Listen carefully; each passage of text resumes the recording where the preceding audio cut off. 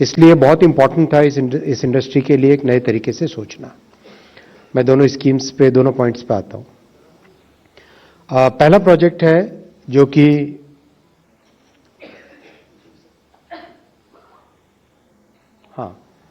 पहला प्रोजेक्ट है जो अगर आप देखें कर्नाटका और आंध्रा को जोड़ने वाली ये लाइन बेसिकली गुंतकल से बेल्लारी से होसपेट, होसपेट से हुबली और हुबली से आगे अंकोला की तरफ अगर इस रूट को देखें, this is one of the most important economic corridors. There are steel plants, there are power plants, there are cement plants. एक मेजर इकोनॉमिक एक्टिविटी इस एरिया में होती है। That's why if you recall कुछ ही महीनों पहले एक कैबिनेट का अप्रूवल हुआ था from Bellary to Hospet, 3rd and 4th line. आज अप्रूवल हुआ है गुंतकल से Bellary 3rd and 4th line, और उसके आगे फिर होसपेट से Hubli 3rd and 4th line का ऑलरेडी डीपीआर अंडर प्रिपरेशन है। यानी गुंतकल से लेके all the way to Hubli and beyond that Hubli से अंकोला की न्यू लाइन, ये करने से नॉर्थ कर्नाटका का एक कंप्लीट इकोनॉमिक कॉरिडोर बनता है।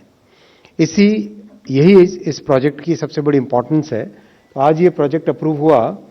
बहुत बड़ा प्रोजेक्ट है, 46 किलोमीटर्स का, 1264 करोड़ रुपीस का इन्वेस्टमेंट इसमें आएगा। कर्नाटक आंध्र प्रदेश दोनों को जोड़ेगा ये। एक बड़ा मेजर ब्रिज है वेदावती रिवर पे, और उसके अलावा 7 मेजर ब्रिजेस हैं, 52 माइनर ब्रिजेस हैं, और 3 साल का ये प्रोजेक्ट का ड्यूरेशन है। करीब करीब 80% of the land is already available on this alignment. बाकी 20% लैंड अक्वायर करनी पड़ेगी, तो प्रोजेक्ट काफी तेजी से हो जाएगा। लॉन्ग लीड आइटम केवल वेदवती रिवर पे ब्रिज है, मेगा ब्रिज है। बाकी सारे के सारे आइटम्स इसमें बहुत स्पीड से हो जाएंगे।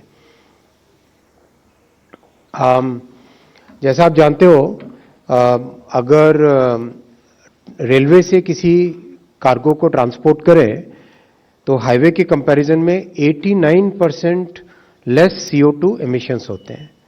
यानी it is 89% less polluting compared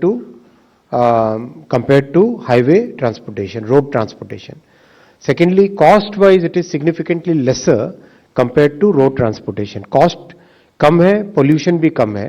that's why दुनिया में बहुत सारे देशों ने रेलवे को प्रायोरिटी दी है, और माननीय प्रधानमंत्री श्री नरेंद्र मोदी जी ने 2014 में जिम्मेदारी लेने के बाद से कंप्लीट रेलवे सेक्टर को ओवरहॉल करने का, ट्रांसफॉर्म करने का लगातार प्रयास चल रहा है।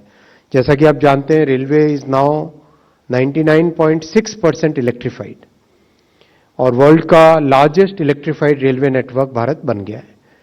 और परसेंटेज टर्म्स में देखो तो स्विट्जरलैंड के बाद में सेकंड नंबर पे है। स्विट्जरलैंड इज 100% और इंडिया इज 99.6%। हालांकि स्विट्जरलैंड का railway network is just about 5000 kilometres, 5000 kilometre उनका रेलवे नेटवर्क है, और भारत का 1,35,000 किलोमीटर का ट्रैक किलोमीटर्स का रेलवे नेटवर्क है। तो कंपैरिजन अगर करो, और उसके बाद में चाइना आता है नंबर 3 पे। चाइना इज अबाउट 80 के आसपास परसेंट है, और उसके बाद में फिर कई कंट्रीज आती हैं।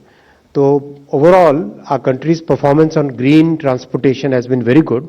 और अभी तो recently hydrogen train has done very well, as all of you aware.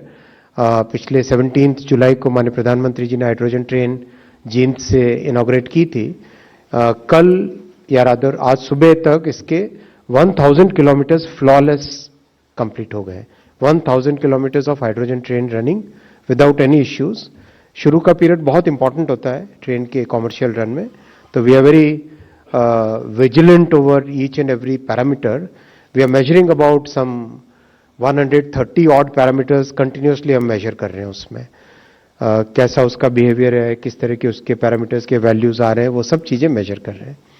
तो इस प्रोजेक्ट से 16 मिलियन टन जो एक्स्ट्रा कार्गो आएगा, that is equivalent to planting 27 lakh trees.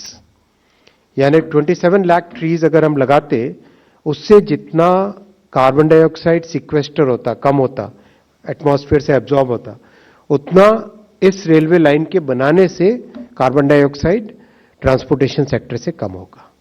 So that's why it is equivalent to planting 27 lakh trees, 31 lakh human days का employment इससे generate होगा और 149 crore logistics cost देश की बचेगी। सेकेंड मैं पॉइंट आता हूं भव्य रसायन स्कीम। हम सब जानते हैं कि इकोनॉमी में there are certain industries which are foundational industries, जैसे steel industries a foundational industry, chemical industries a foundational industry, semiconductor industries a foundational industry. Foundational industry का इंपॉर्टेंस इसलिए होता है that foundational industry supplies material to many other industries. अगर आपके पास देश में एक फाउंडेशन इंडस्ट्री स्ट्रांग है तो उस फाउंडेशन इंडस्ट्री पे you can build many other industries. Chemical is one of those industries जिसमें if you have that industry in your country